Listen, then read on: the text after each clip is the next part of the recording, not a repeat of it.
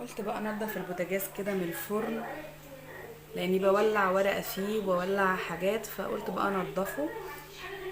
وطلعت بقى كده كله وقلت ايه هغسله بقى حته حته كده. بصوا الصاجه، وهنا بصوا الشبكه مش نضيفه خالص.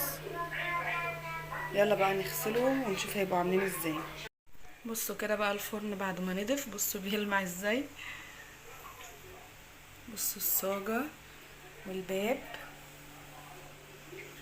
نغسله بقى من بره. كده ناقص لي بس العيون، والبوتاجاز رجع جديد. خلصت كده البوتاجاز.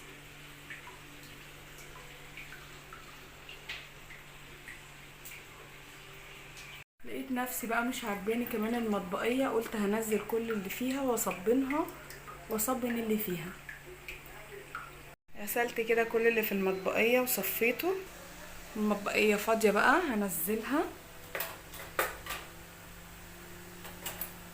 نزلتها كده اهو، وهبتدي بقى اغسلها واشيل بقى الدهون اللي عليها. غسلت كده المطبقية، هرص بقى فيها الحاجة تاني. كده المطبقية بعد ما خلصتها وعملت المطبقية التانية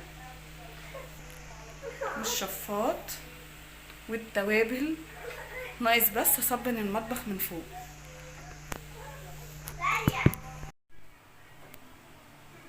البقع بقى اللي في السيراميك دي هصبنها من فوق لتحت. كده بقى خلصت المطبخ. بصوا التصبين، البوتاجاز، الارض، كل حاجة بقت تمام. عملت حاجة واحدة جت كل حاجة بعد كده بقى زي الفل.